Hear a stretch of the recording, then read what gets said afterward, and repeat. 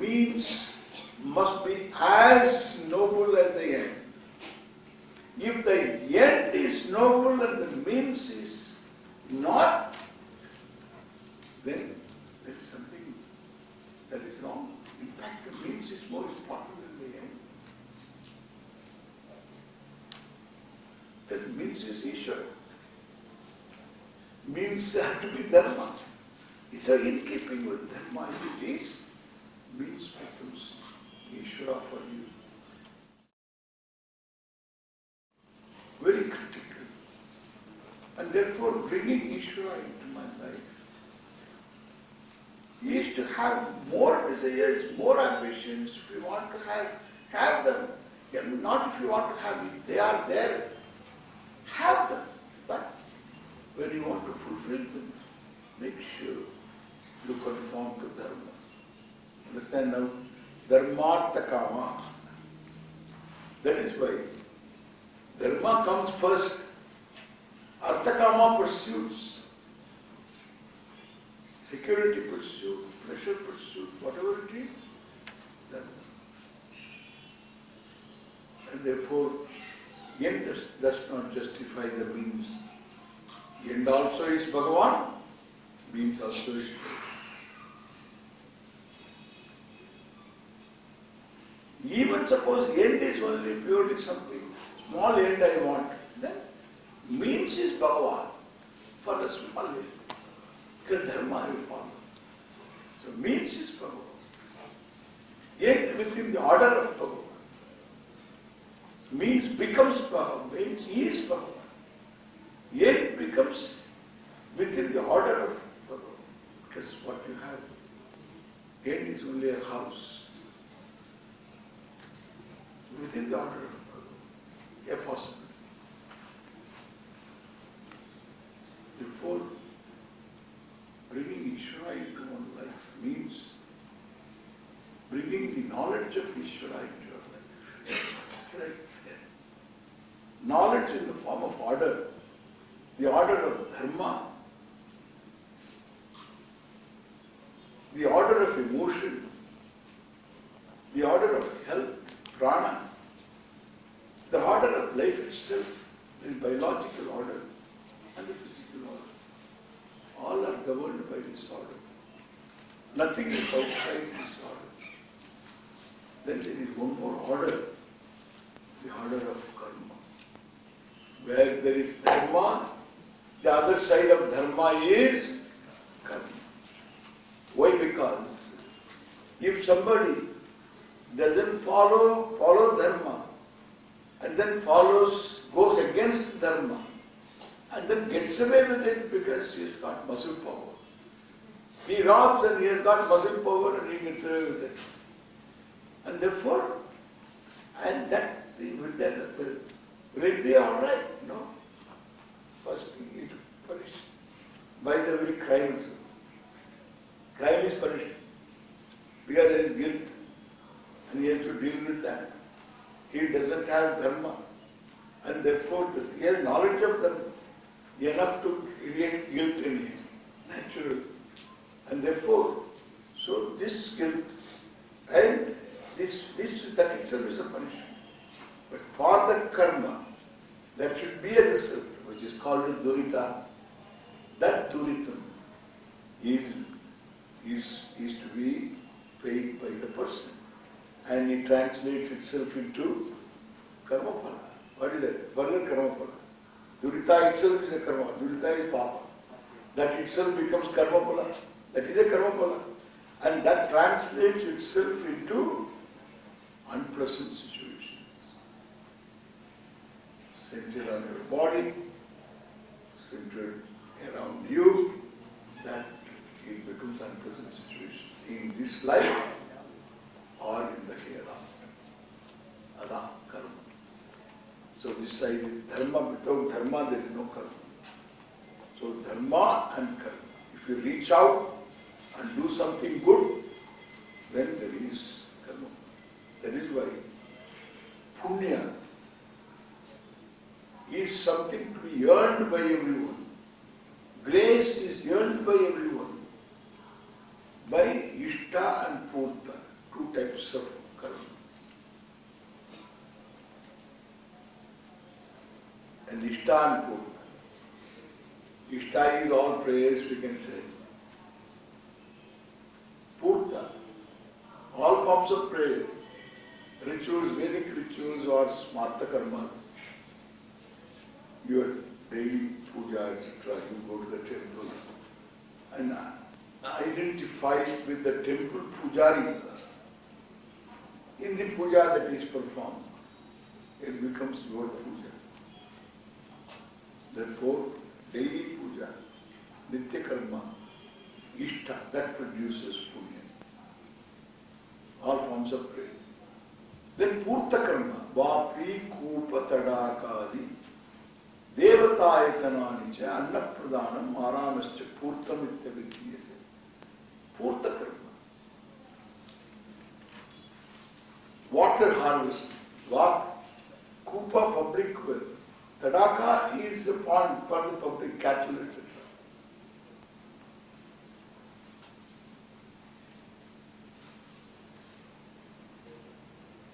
Adi, school, clinic, whatever modern society requires. Adi, Veda Padashala, varieties of Devatayatananica and altars of worship. They should include this also in the list of charity. So they don't want that to be included. That is not income tax exemption. That has to be included. Devatayatananica. Anna pradhanam, aravas, distribution of food, or helping people to earn their livelihood.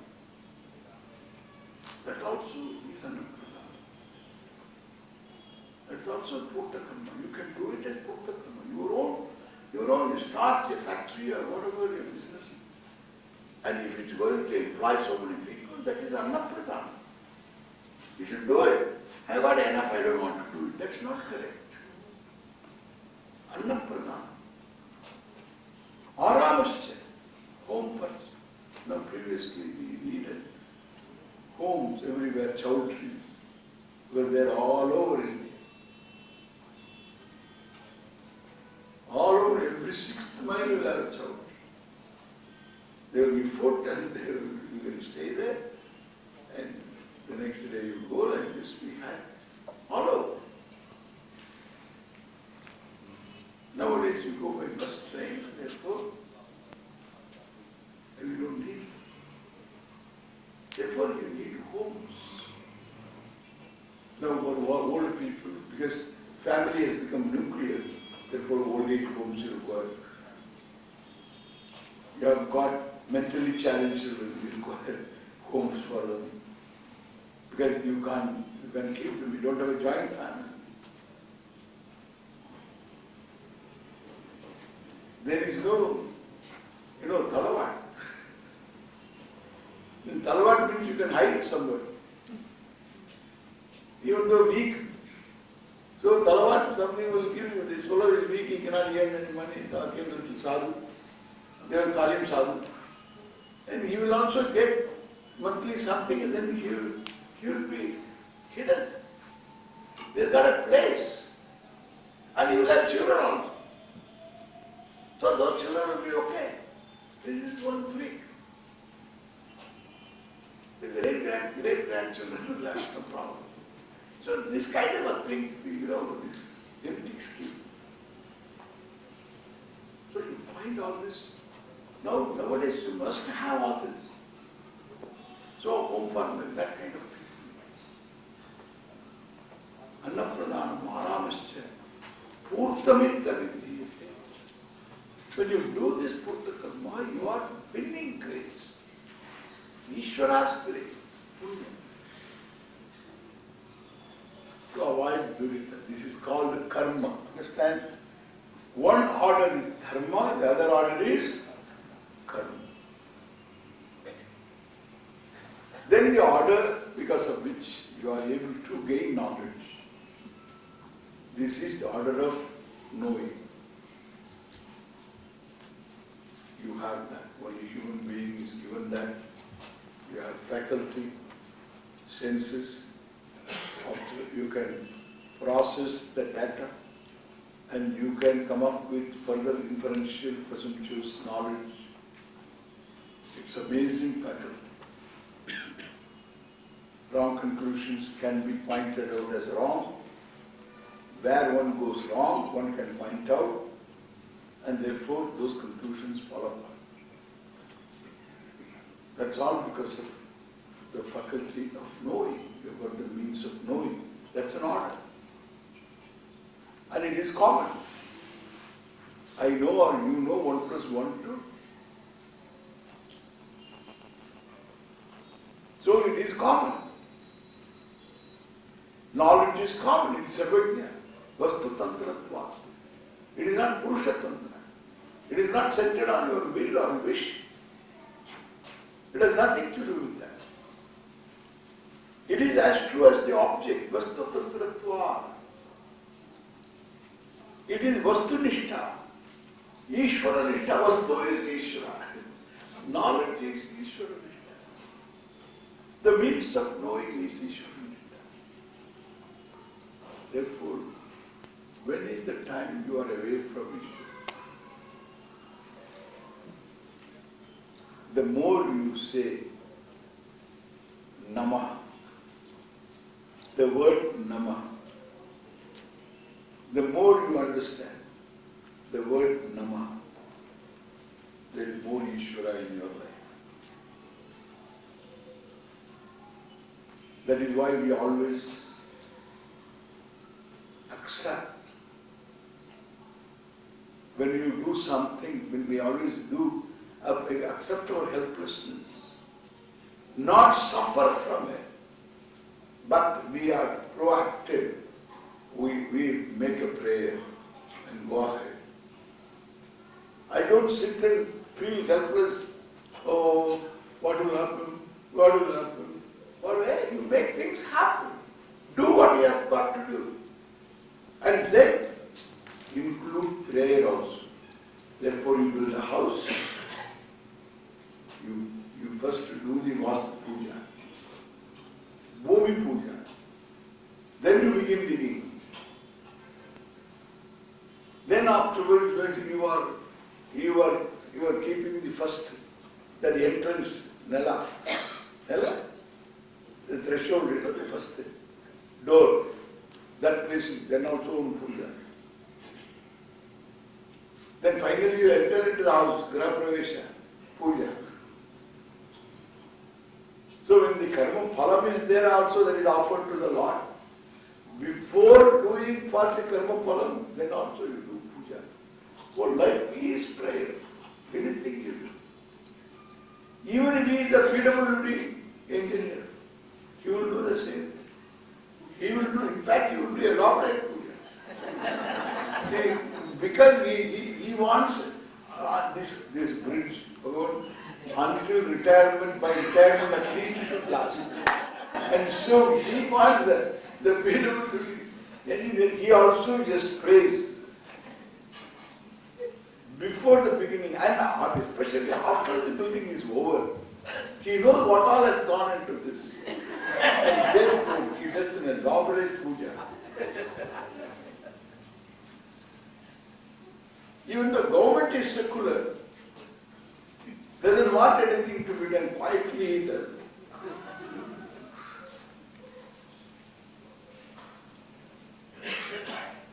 Therefore, understand now, in the form of order is Ishvara. One Maha order, starting from the order of knowledge, order of dharma, order of karma, order of emotion, including all the background, everything, order of emotion. There is nothing outside the order. There is order. In my illness, in my hunger, in my thirst, in the lack of it, there is order. Order of Ishvara. That is why a doctor doesn't have Here only for one Sharira, one doctor. Aisa nahi hai. The knowledge is for everybody. Because there is order. And therefore, so this, even a vet is there. A veterinary doctor. He can treat a human being, only dosage is different. Is there a big deal? It is the same. And therefore, there is order, physiological order, then biological order. Anatomy comes under that. Then physical order. This is all. Where is not Ishvara, please tell me? When is not Ishvara, please tell me? When Ishvara can go wrong, please tell me. The infallible is Ishvara. There is no question of alienation from Ishvara.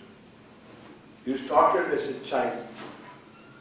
Alienated from the mother the moment you started your life. Snapped, connection snapped. Till then you are safe. In the mother you are connected, generally. The mother who is the creator, you are connected. Then God snapped. Started your independent life without a clue how to live. Then with the mother you are complete. Your trust in the mother was total. Total trust means that the trusted person must be infallible. But that person is fallible. He is a human being. And the limitations are too many. And therefore, so naturally the child is going to suffer.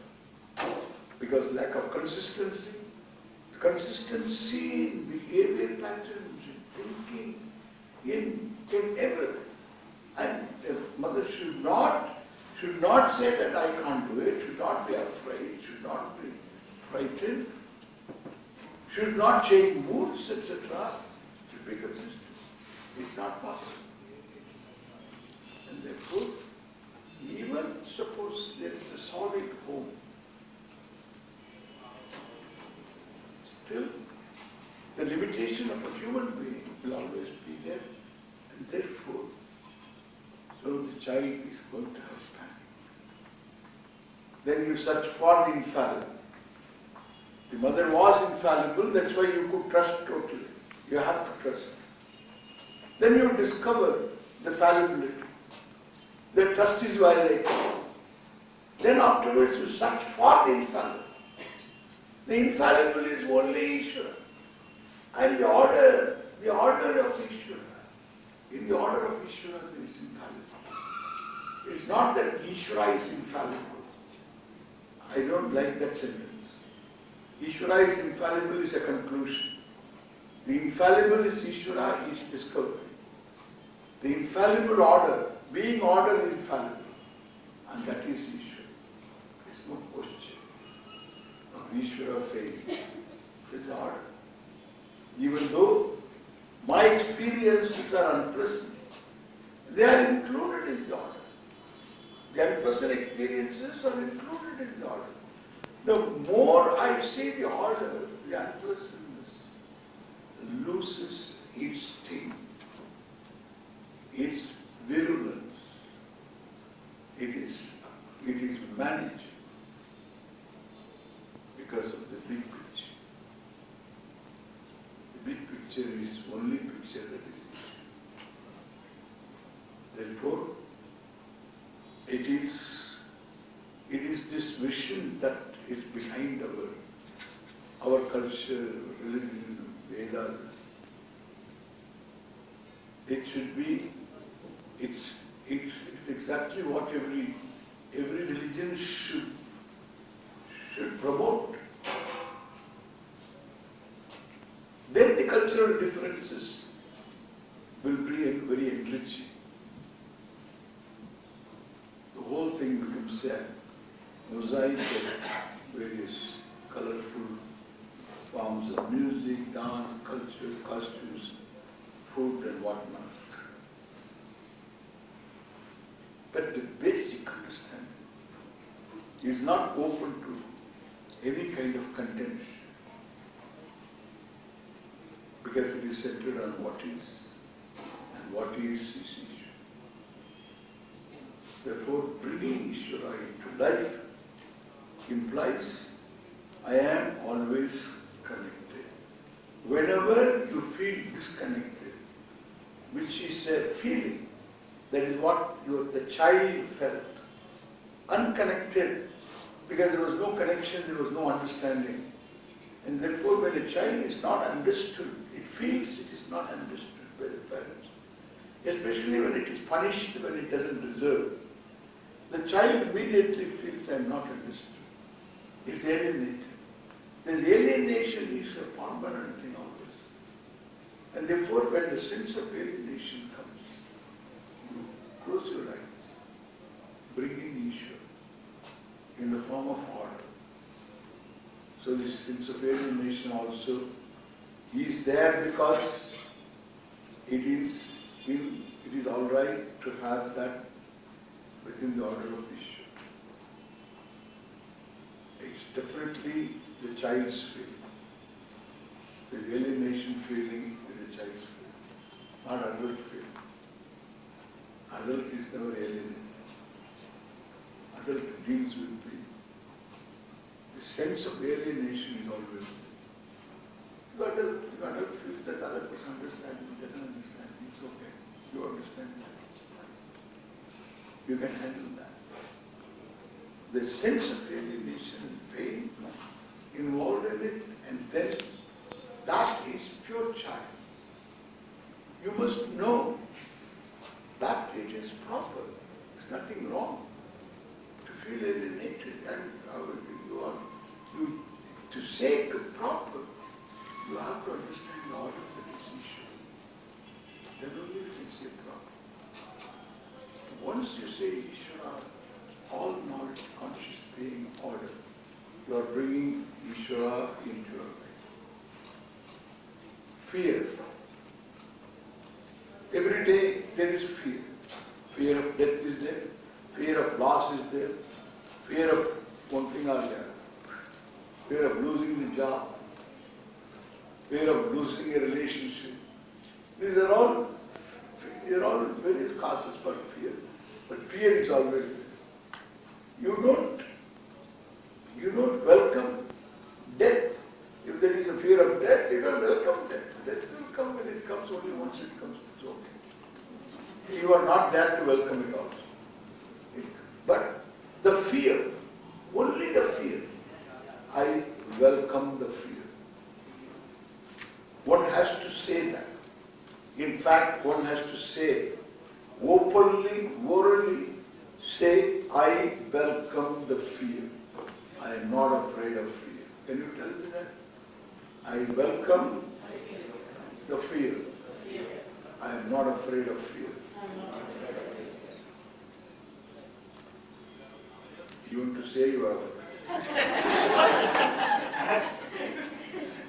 I welcome fear. I am not afraid of fear. What do you do? What does it produce? Think of it. When I welcome fear, I am the welcomer of fear. If I don't welcome fear, then only you will understand. When I don't welcome fear, then I have fear of fear. I am frightened of fear. I don't want to have fear. Then you are afraid. This, I don't want to have this, is a setup. I don't want to be angry. Setup. Don't set yourself up. Nor you say, I want to be angry. Swami is told.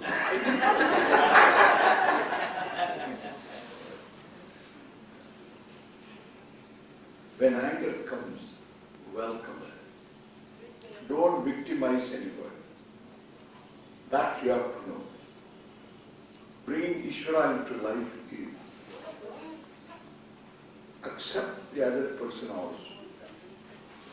The other person within the order of Ishvara. That's why you go beyond the shallow, so action-reaction situation. And then cover the other person's background, And therefore, the reactions or response. The response of the person is in keeping with the person's background, which is within the order. And my response is within the order in which I am. And therefore, so if I am somebody who is aware of both, I can be kind to myself, I can be kind to others, without being judgmental. It's so simple, beautiful, and therefore accommodation is nothing. It's just nothing. There is no patronizing attitude. It's simple understanding. This is what we call love, compassion. You can name it anything. And therefore, I don't victimize someone. I process my, I can write it out. More Iswara in my life present. I say, write it out. The pressure goes away, then I can have more Iswara in my life.